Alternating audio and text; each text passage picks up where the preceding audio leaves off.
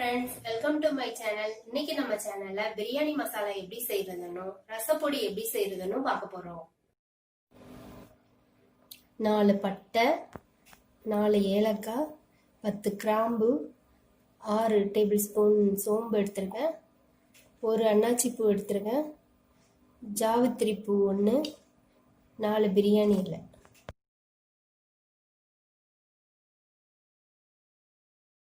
நம்ம ஃபஸ்ட்டு சோம்பு போட்டுக்கலாம், ஏலக்காய், கிராம்பு எல்லாத்தையுமே நீங்கள் ஒன்றாவே போட்டுக்கோங்க.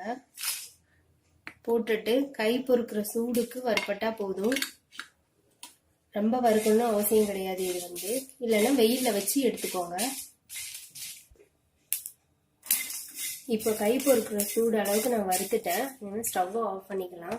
இதை ஆற வச்சுட்டு நல்லா மிக்சியில் பவுடர் பண்ணிக்கலாம். இந்த மாதிரி நைஸாக பவுடர் பண்ணி எடுத்துக்கோங்க. இந்த பிரியாணி மசாலாவை நீங்கள் பிரியாணிக்கு மட்டும் கிடையாது, மற்ற எல்லா கிரேவி, நான்வெஜ் கிரேவி, குருமா எல்லாத்துக்குமே நீங்கள் இதை யூஸ் பண்ணலாம். நல்லா டேஸ்டாக இருக்கும்.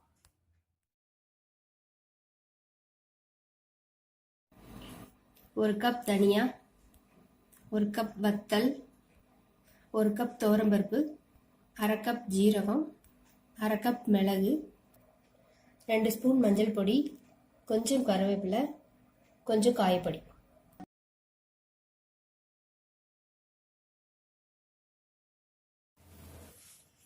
இப்போ நம்ம ஒன்றா வறுத்து எடுத்துக்கலாம். எல்லாத்தையுமே நீங்கள் ஒன்றா போட்டுடலாம்.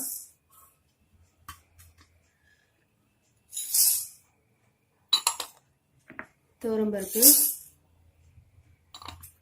வத்தல்,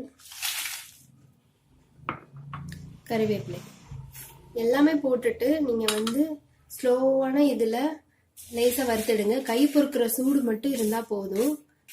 இல்லைன்னா நீங்கள் நல்லா வெயில் அடிக்கிறப்போ இந்த வெயிலில் கொண்டு இதெல்லாம் வச்சு எடுத்தால் கூட போதும்.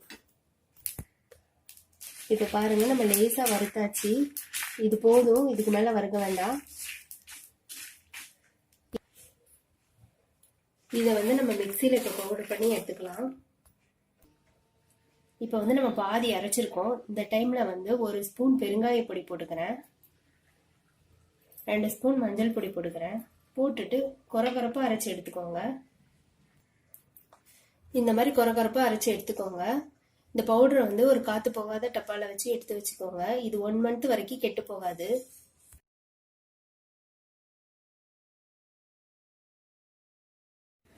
இந்த மாதிரி ஏர்டைட் கண்டெய்னர்ல நீங்க இந்த மாதிரி பொடியை போட்டு வச்சுக்கிட்டீங்கன்னா 1 மாசம் வரைக்கும் கெட்டு போகாது. இந்த வீடியோ உங்களுக்கு பிடிச்சிருந்தா லைக் பண்ணுங்க, ஷேர் பண்ணுங்க, சப்ஸ்கிரைப் பண்ணுங்க.